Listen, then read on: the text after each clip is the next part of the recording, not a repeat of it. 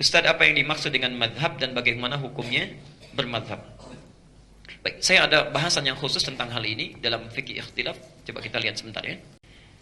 Bismillah. Bagi yang ingin copy nanti filenya boleh ya. Fikih ikhtilaf itu bahasan khusus untuk membahas hal-hal yang diperselisihkan dalam agama kita. Misal, dalam sholat baca bismillahnya ada yang disirkan, dijaharkan, gak baca sama sekali, mana yang paling benar. Dalam hal misalnya sholat subuh ya, ada kunut, ada yang tidak, mana yang harus diikuti. Dalam kita akan sujud, ada yang telapak tangannya duluan, ada yang lututnya duluan, mana yang tepat ya. Itu bahasanya fikih ikhtilaf. Nah, ini pertanyaannya kita jawab. Apa yang dimaksud dengan madhab? Apakah kita bermadhab atau tidak?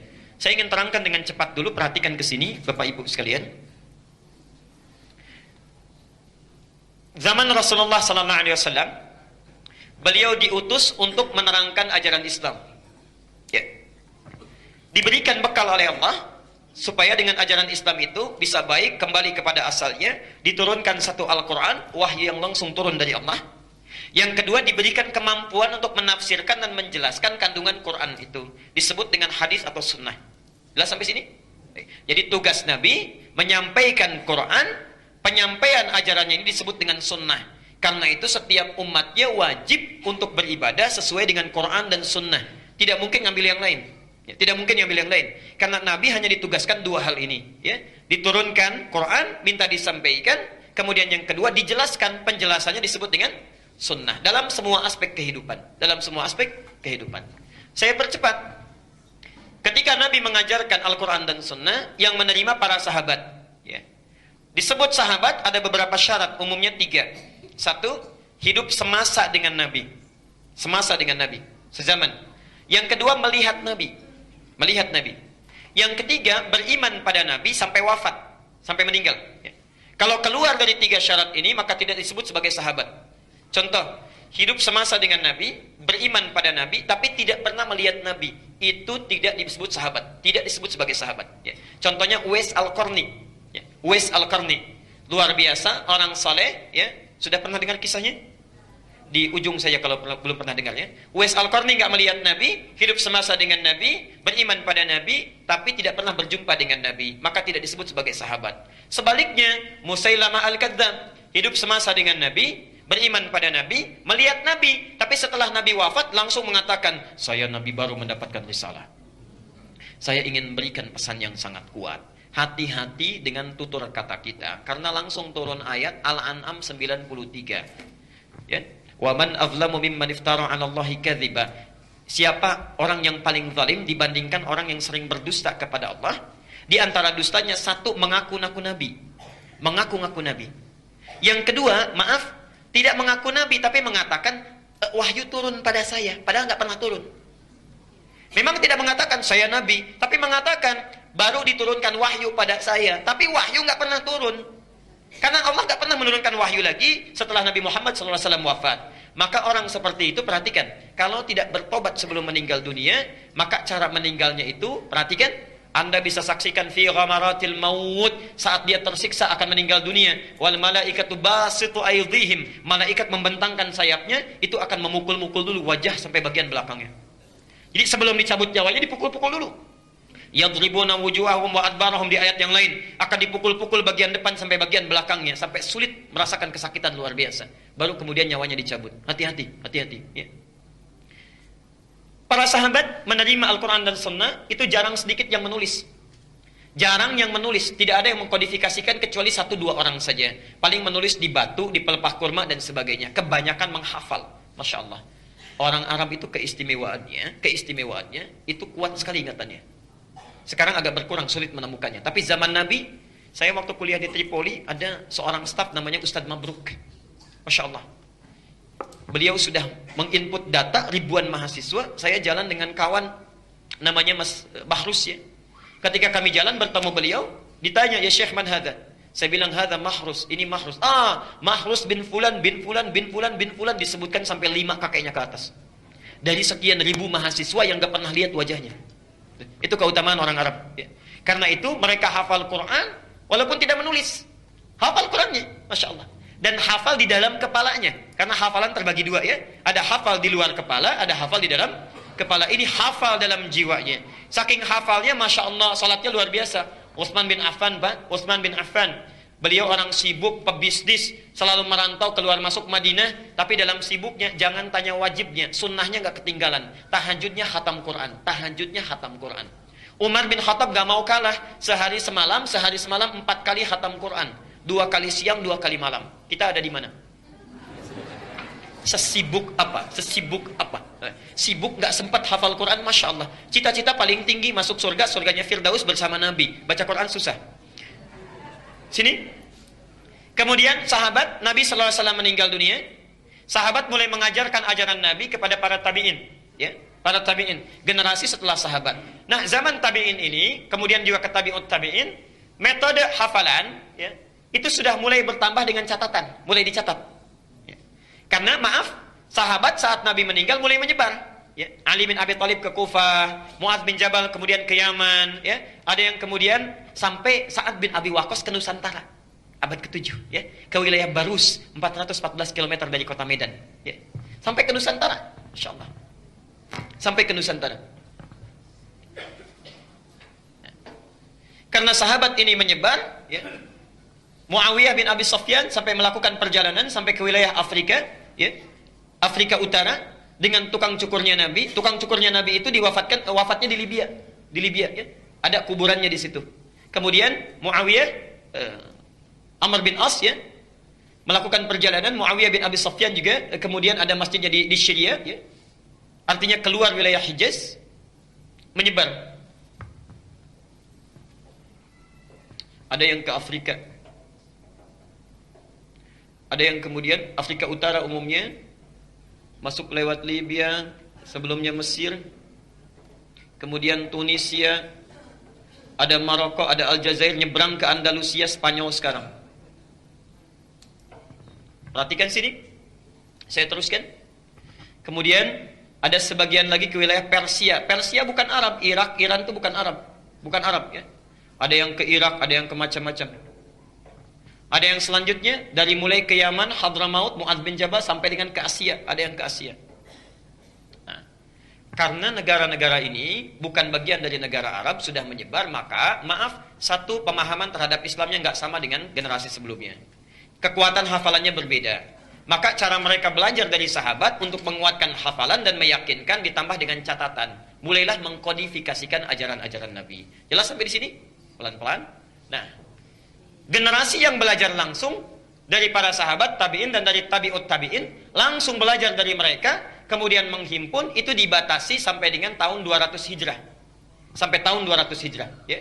Jadi generasi emas itu, yang menghimpun langsung murni dari sumbernya, sampai tahun 200 Hijrah. Itulah yang dikenal dengan ulama salafus saleh. Ya. Salafus saleh. Di antara salafus saleh itu, yang paling bersinar, yang ingatannya sangat kuat, kemampuan nalarnya tajam, hebat dalam merumuskan, ada 4 orang ulama. 4 ulama. Siapa mereka? Saya percepat. Satu diantaranya Abu Hanifah, ya, An-Nu'man bin Bashir, yang lahir tahun 80 Hijrah, wafat tahun 150 Hijrah. Ya. Beliau berada di daerah Irak, ya, di Irak. Kemudian Malik bin Anas, ya, lahir tahun 93 Hijrah, wafat tahun 179 Hijrah. Itu tinggal sampai meninggalnya di Madinah terus. Di Madinah, tidak pernah keluar. Ini ahli hadis. Ya. Kemudian ada Muhammad bin Idris, kakeknya yang ke-9 namanya Asy-Syafi'i.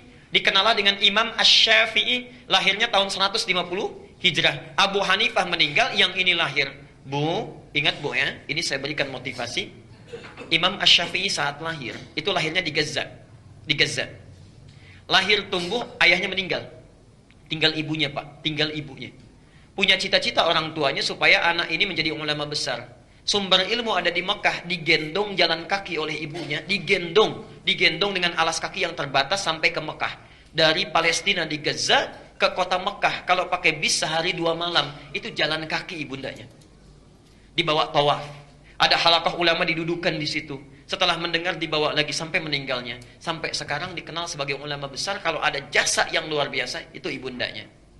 Bayangkan, tidak ada mobil, tidak ada motor, tidak ada pesawat, perbatasan luar biasa, perbekalannya juga terbatas, dibawa, digendong sampai ke Mekah jadi ulama besar. Antum, para ibu, Masya Allah, kendaraannya ada, motornya ada, mobilnya ada, handphonenya ada, segalanya ada. Kalau dengan semua fasilitas itu belum bisa menjadikan dan mengkader serta mendidik anak menjadi lebih daripada Imam Asy-Syafi'i, dengan fasilitas apa lagi yang dibutuhkan supaya anak-anak kita dekat dengan Allah? Ahmad bin Hanbal, muridnya Asy-Syafi'i, tahun 164 Hijrah, wafat 241 Hijriah. Nah, Bapak Ibu sekalian, keempat ulama inilah yang kemudian menghimpun, sekali lagi, menghimpun semua ajaran-ajaran Nabi yang disampaikan pada para sahabat, termasuk juga kepada para tabi'in, ditulis oleh mereka di kitab-kitabnya. Nah, ini yang paling penting. Lihat sini. Ajaran yang dihimpun dari Nabi itu ada dua sifat. Ada dua sifat. Satu,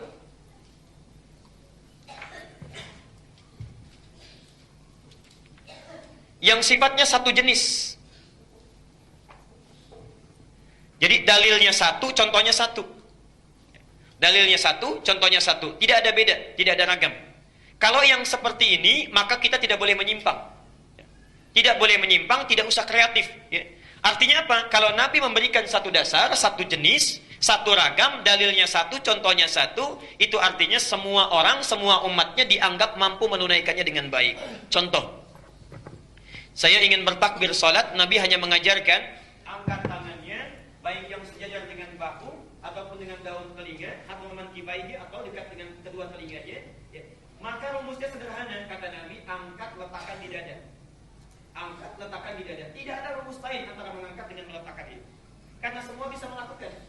Kalau sudah dalilnya satu, contohnya satu, maka maaf, kita tidak perlu kreatif.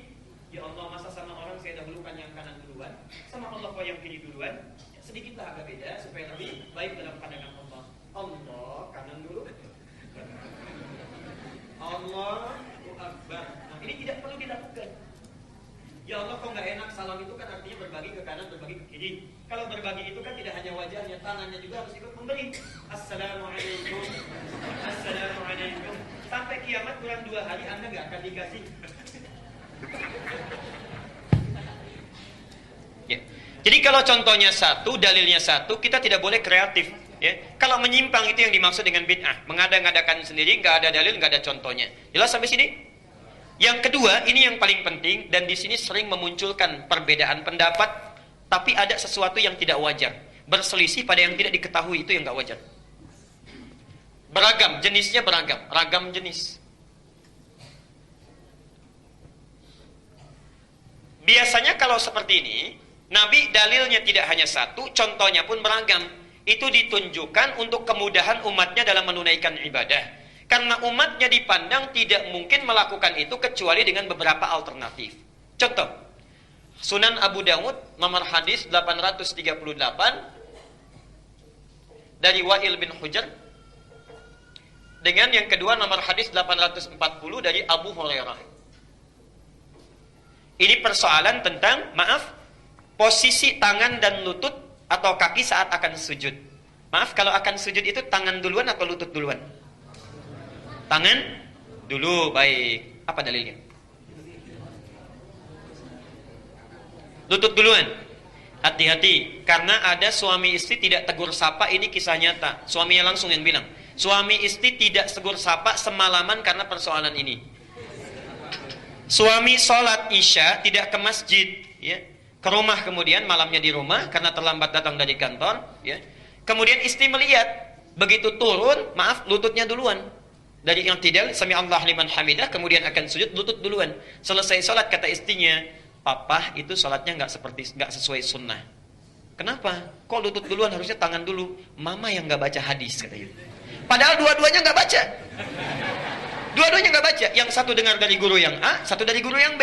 Suaminya cerita besok paginya, ya, karena jemput ke rumah, masya Allah. Ya. Bapak ibu sekalian, kedua-duanya sebetulnya ada di hadis Nabi. Dan uniknya di kitab yang sama.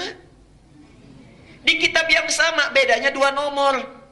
Di Al-Bukhari nggak ada, di Muslim nggak ada, yang ada di Abu Dawud ini. Yang pakai lutut itu adanya di Abu Dawud nomor hadis 838 dari Wa'il bin Hujr. Di awal-awal masa sholat, dilihat oleh Wa'il, Nabi selalu turun dengan lututnya dulu, baru kedua telapak tangannya. Jelas sampai sini? Diambillah pendapat itu oleh Ibnul Qayyim Al-Jauziyah. Menulis beliau buku sifat sholat Nabi. Silahkan lihat, ya. Dalam uraian beliau memilih untuk menggunakan lutut. Kemudian yang menggunakan telapak tangan, Itu sama di kitab yang sama, beda 2 nomor. Yang meriwayatkan Abu Hurairah. Di akhir masa kehidupan Nabi, beliau selalu sholat mendahulukan kedua telapak tangannya. Maaf kalau sudah agak sepuh-sepuh itu biasanya kan persoalan ya. Di kaki. Ya. Bapak Ibu lebih tahu lah ya. Turun kedua telapak tangan duluan. Ya. Karena itu Abu Hurairah melihat, diriwayatkan kepada kita, dirangkum oleh Abu Daud. Muncul Syekh Muhammad Nasiruddin Al-Albani mempopulerkan riwayat ini. Karena khawatir orang menganggap hanya boleh pakai lutut saja. Dipilih oleh Syekh Muhammad Nasiruddin Al-Albani riwayat yang kedua. Jadi Anda yang pakai Al-Albani misalnya, bacanya dari situ, lihatnya dari situ, dan judul bukunya sama, Sifat Salat Nabi. Cuma memilih riwayat yang kedua tanpa menyalahkan riwayat yang pertama. Karena dua-duanya dalilnya ada. Jadi yang pakai telapak tangan boleh, pakai lutut boleh, yang salah yang kepala duluan.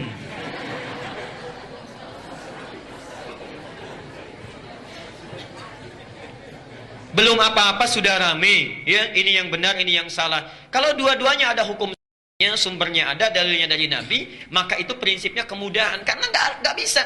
Coba kalau Anda misalnya pilih pakai tangan saja, kalau tangan nggak bisa mau pakai apa coba? Kemungkinan cuma 2. Kalau nggak pakai lutut, pakai telapak tangan. Itu sederhananya. Jelas sampai sini? Nah, maka dalam hal demikian, itu ragam boleh memilih. Tapi ada ikatannya. Diikat muqayyadun bid dalil, bil adillah. Dalilnya ada, contohnya ada, lakukan. Nggak ada dalil, nggak boleh. Jelas sampai sini? Nah, kedua ini dirangkum oleh 4 bintang ulama ini. Dikumpulkan semuanya. Nah, kumpulan semuanya ini, baik yang satu jenis ataupun ragam jenis, disebut dengan manhaj. Manhaj. Ya. Jadi Anda, baik yang sujudnya menggunakan telapak tangan, ataupun menggunakan kedua lutut, manhajnya sama dengan Nabi. Sejalur. Jelas? Ikut manhaj salaf di sini. Orang yang ikut itu namanya salafi. Kalau banyak namanya salafiyun. Ya. Jadi sebetulnya semua orang Islam itu salafi. Semua orang Islam itu salafiyun. Ya. Jadi bukan kelompok tertentu, ya, komunitas tertentu, bukan. Tapi semuanya itu salafi. Nah, istilah-istilah salafi yang muncul sekarang ini sebetulnya itu tren yang ingin mengembalikan kepada ajaran yang ini. Tadinya ada yang menyimpang, maaf, kuburan dijadikan sebagai sesembahan, doa-doanya tidak tepat, kemudian pindah dari orang kemudian kepada hewan. Cuma di Indonesia yang hewan itu jadi kiai, ada kiai selamat gitu kan? Nah, sudah cukup dengan hewan kemudian pindah kepada benda, keris jadi kiai. Ada kiai banyak gitu ya. Sekarang diburu di Belanda namanya Kiai Nogosiluman. Kiai Nogosiluman itu kerisnya Pangeran Diponegoro. Anggaran banyak untuk mencari keris itu. Nggak cukup dengan keris, sekarang muncul Kiai Akik, macam-macam. Itu keliru. Makanya muncul gerakan kembalikan ke manhaj salaf, muncullah itu salafi. Orang-orang yang ikut ini sebetulnya semuanya salafi. Mau yang pakai lutut dulu, pakai telapak tangan dulu, itu secara manhaj sama semuanya. Jelas sampai di sini? Baik. Nah, kalau kita memilih salah satu, misal saya mau pilih lah pakai lutut saja, karena kan nggak mungkin dua-duanya. Baik ya? Atau saya pakai telapak tangan saja. Pilihan kita itu disebut dengan madhab. Jadi semuanya disebut dengan manhaj, pilihannya disebut dengan madhab. Singkatan dari madhahaba ilaihi. Satu yang dipilih untuk memudahkan ibadah. Contoh, bismillah itu bacanya bisa 4 cara. 1 disirkan, kedua dijaharkan, ada 70 hadis itu. Ketiga enggak dibaca sama sekali. Yang keempat, pertama enggak dibaca, pertama dijaharkan dari Abu Hurairah, selanjutnya tidak dibaca sama sekali.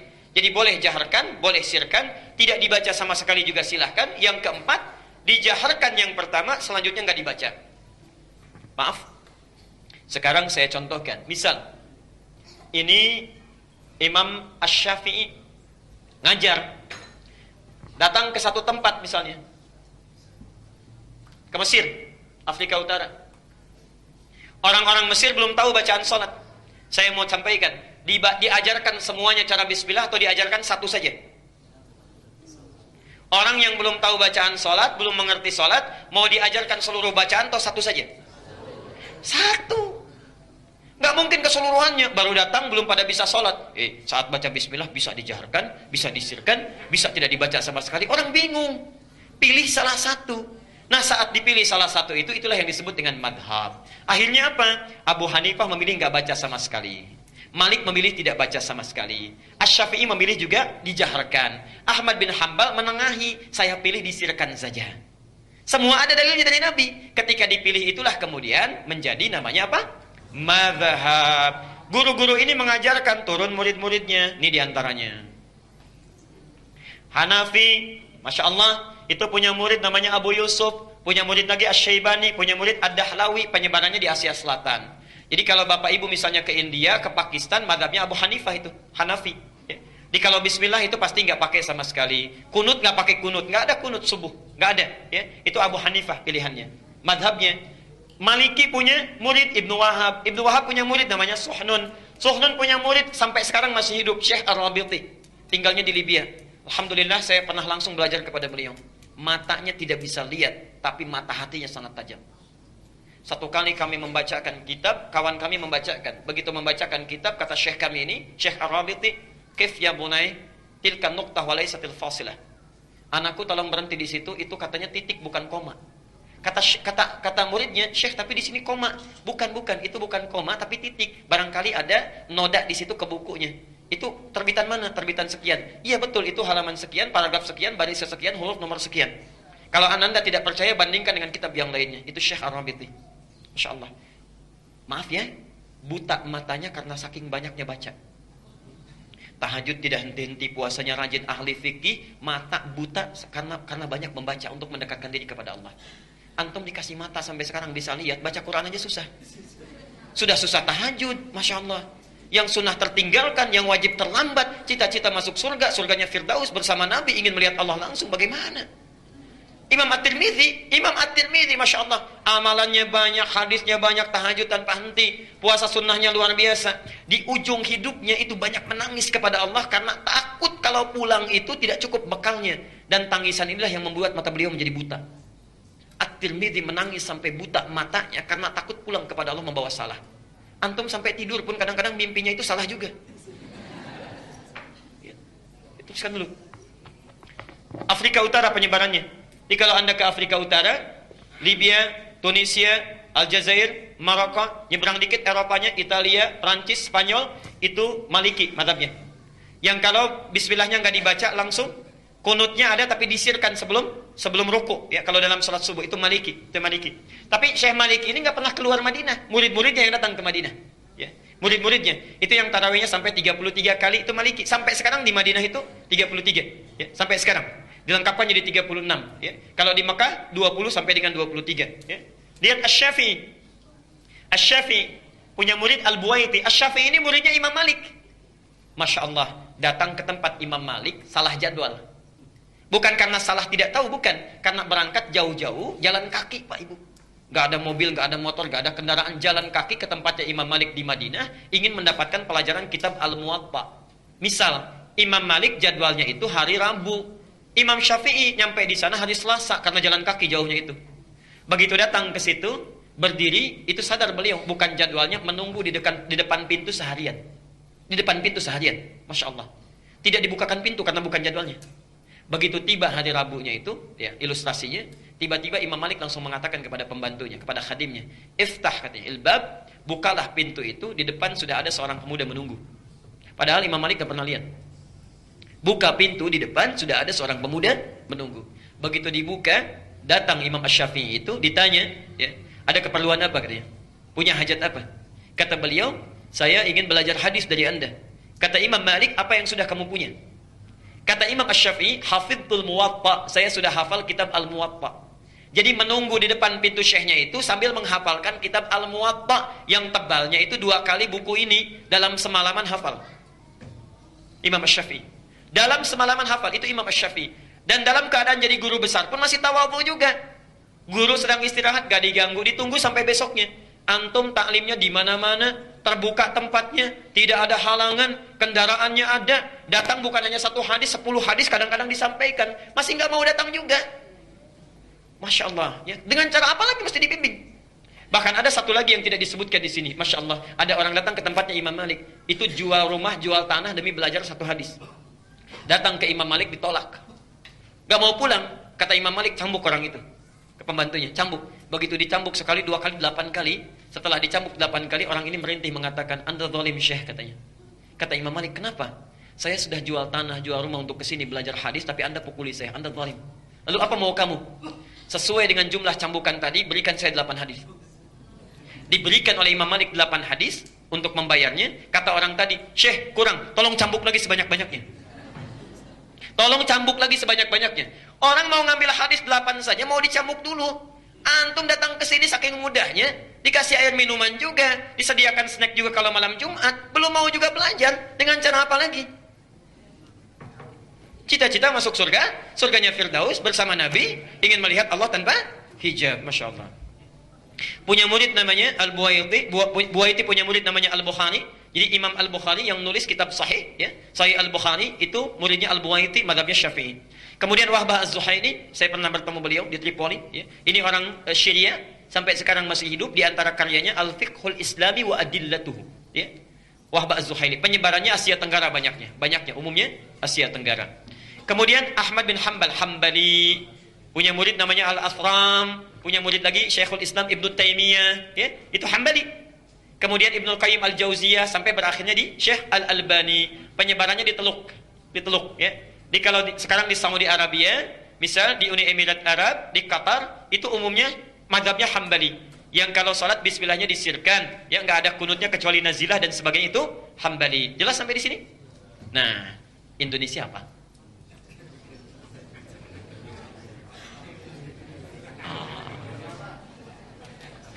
Hebatnya Indonesia, pelajari semua.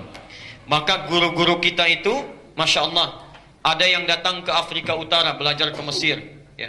Ada datang ke Asia Selatan, ke Pakistan. Ada datang ke Timur Tengah, ke Mekah, Masya Allah. Ada yang ke Madinah, macam-macam. Dan itu sudah dulu berlangsung. Dipelajari keseluruhannya. Saya berikan contoh misalnya, orang Surabaya belajar ke Mesir. Orang Jakarta, misalnya, belajar ke Mekah. Orang Padang misalnya belajar ke Irak, misal saja. Dipelajari semua.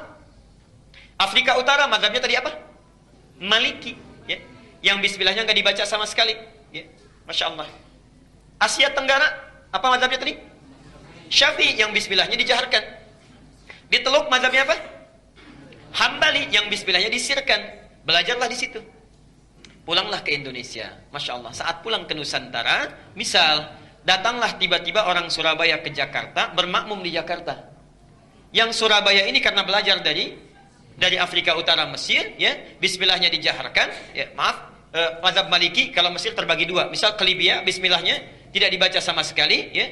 Kemudian yang di sini karena belajar ke wilayah yang sifatnya Syafi'i, ya, bismillahnya dijaharkan. Ketika datang orang Surabaya ke Jakarta, bermakmum di belakang yang kemudian tidak dibaca sama sekali, dibaca bismillahnya dijaharkan, Bismillahirrahmanirrahim. Ini belum pernah dengar. Ngaco nih sholatnya nih. Harusnya nggak dibaca nih. Ya. Yang ini juga begitu. Yang ini belajar, ya, Masya Allah. Yang tadinya disirkan dari Teluk, dari Mekah misalnya, datang ke wilayah Surabaya, bermakmum di sini, nggak dibaca sama sekali. Salah nih sholatnya nih. Ini kejadian sampai sekarang.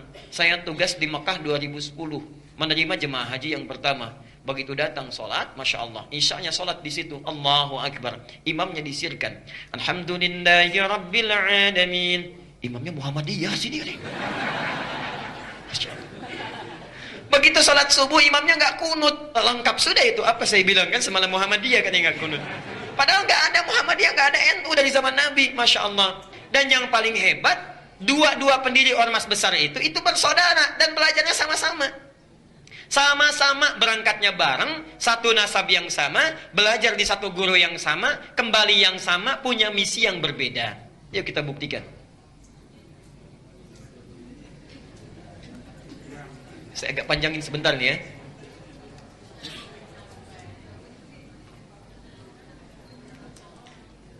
Satu, namanya Kiai Haji Muhammad Hashim Al-Ash'ari. Muhammad Hashim Al-Ash'ari. Kemudian nanti mendirikan Nahdlatul Ulama tanggal 31 Januari tahun 1926. Kedua, siapa namanya? Kiai Haji Ahmad Dahlan. Sebetulnya bukan nama asli, nama aslinya Muhammad Darwish. Cuma nanti saat pergi ke Mekah, keduanya ini oleh gurunya Muhammad Darwish diganti nama menjadi Ahmad Dahlan. Mendirikan Muhammadiyah tanggal 18 November tahun 1912. Nah, pertama, dua-duanya ini bersaudara. Ketemu nasabnya di saudara jauhnya. Muhammad Hashim Al-Asy'ari bin Abdul Wahid. Bin Abdul Wahid, bin Abdul Halim. Abdul Halim nama aslinya Pangeran Bernawa, Pangeran Benawa. Bin Abdurrahman, Abdurrahman nama aslinya Sultan Hadiwijaya, dikenal dengan Joko Tingkir. Bin Abdul Fattah, bin Abdul Aziz, bin Abdullah, bin Maulana Ishaq. Siapa Maulana Ishaq itu? Bapaknya Raden Ainul Yakin yang dikenal dengan Sunan Giri. Bertemulah nasabnya di Maulana Ishaq. Maulana Ishaq. Nanti kita jelaskan siapa Maulana Ishaq ini. Kiai Haji Ahmad Dahlan, ini nasabnya nyambung ke sini Maulana Ishaq. Kiai Haji Ahmad Dahlan bin Kiai Haji Abu Bakar, bin Kiai Haji Ilyas, bin Kiai Sulaiman, bin Kiai Murtada, bin Demang Jurang Juru Kapindo, bin Demang Jurang Juru Sapisan, bin Kiai Gerbek, bin Maulana Ishaq. Sini. Maulana Ishaq. Bertemu di sini. Ya. Siapa Maulana Ishaq ini? Adalah satu dari dua anaknya Syekh Ahmad Jumadil Kubra yang membawa Islam asalnya dari Mesir, datang dengan 8 orang temannya atas perintah dari kekhilafahan Turki supaya datang ke Nusantara memberikan nilai-nilai Islam. Namanya Ahmad Jumadil Kubra. Punya 2 orang anak, satu Maulana Ishaq, yang kedua Syarif Abdullah. Syarif Abdullah. Maulana Ishaq ini nanti yang akan melahirkan 2 keturunan ini. Syarif Abdullah ini tinggalnya di Mesir, tidak ikut ke Nusantara. Tapi nanti pada tahun sekitaran awal abad ke-15 akan bertemu dengan seorang perempuan luar biasa yang sudah masuk Islam, anaknya Prabu Siliwangi. Prabu Siliwangi itu siapa? Nama aslinya Pamenah Rasa. Pamenah Rasa punya kekuasaan yang luar biasa, luas ya. Kalau dari Cirebon batas Jawa Tengah sampai dengan ke ujung wilayah Banten, ibu kotanya di Bogor. Dulu namanya Pamenah Rasa. Pamenah Rasa ini dulu inspeksi datang ke wilayah Subang pada masa itu sampai dengan ke Karawang. Di Karawang itulah bertemu dengan seorang perempuan yang bersih luar biasa, cantik, taat, sedang baca Quran. Muridnya Syekh Hasanuddin. Syekh Hasanuddin itu karena dulu menimba ilmu Qurannya di Mekah, dikenal dengan Ummul Qura, maka disebut dengan Syekh Qura. Syekh Qura. Siapa perempuan ini? Namanya Nyai Subang Larang. Nyai Subang Larang. Nah, jatuh cinta dengan Nyai Subang Larang, menikahlah dengan beliau ini. Setelah menikah, pada tahun 1423, memiliki keturunan pertama laki-laki, diberi nama dengan Walang Sungsang. Walang Sungsang. 1426 punya anak yang kedua, perempuan, diberi nama Nyai Rara Santang. Rara Santang. 1427 lahir anak yang ketiga, diberi nama dengan Raja Sengara. Raja Sengara. Nah, kakak ini, 2 kakaknya, Walang Sungsang dengan Rara Santang, kemudian muncul satu masa ingin berhaji. Datanglah ke kota Mekah. Ya. Kemudian mereka datang ke Mekah setelah menunaikan ibadah haji, berganti nama.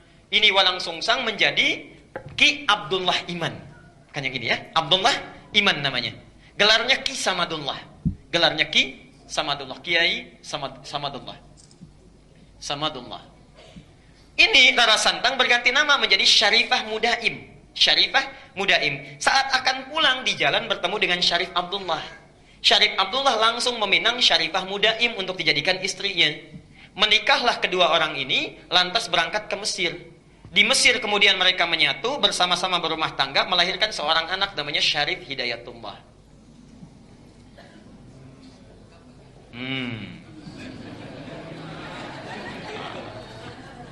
20 tahun belajar di sini, belajar dengan Syekh Ibnu Athaillah Al-Iskandari, belajar dengan ulama-ulama besar, sampai setelah matang kembali dia akan menengok kakeknya datang ke Prabu Siliwangi.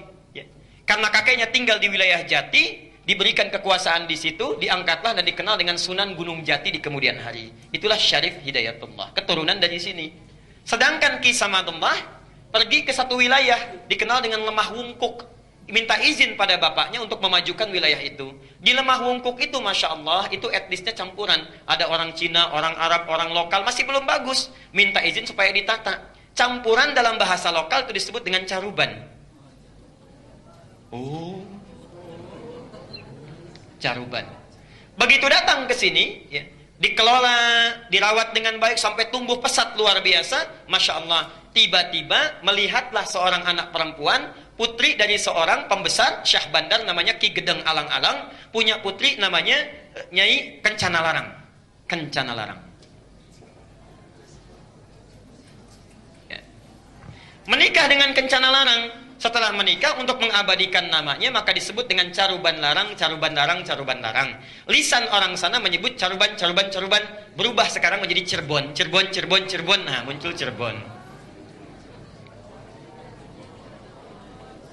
Ibunya Nyai Subang Larang sudah lama berumah tangga ingin menengok. Di perjalanan lewat di satu daerah, ajalnya tiba, meninggallah di situ. Untuk mengenang sampai sekarang disebut dengan daerah Subang. Orang Subang belum tentu tahu itu.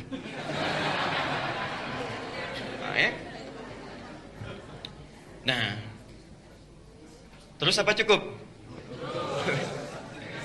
Jadi muncul Cirebon. Nah, karena Cirebon sudah maju, maka kemudian diangkatlah, diberi gelar oleh Prabu Siliwangi, diberi gelar namanya Mangkubumi. Ya, Mangkubumi. Ini pertama gelar ini. Mangkubumi itu artinya khalifah fil ard. Al-Baqarah ayat ke-30. Wa idz qala rabbuka lil malaikati inni ja'ilun fil ardi khalifah. Fil ardi itu bumi, khalifah mangku yang merawat, memangku bumi. Jadi gelar mangku bumi itu sama dengan khalifah. Jadi salah total kalau mengganti gelar khalifah menjadi mangku bumi, sami mawon. Khalifah itu ya mangku bumi, itulah pertama kali gelarnya diberikan. Nah, yang ingin saya sampaikan itu satu keturunan yang sama dari Ahmad Jumadil Kubra, punya anak itu. Kisah ini bukan fiktif, bisa dibaca.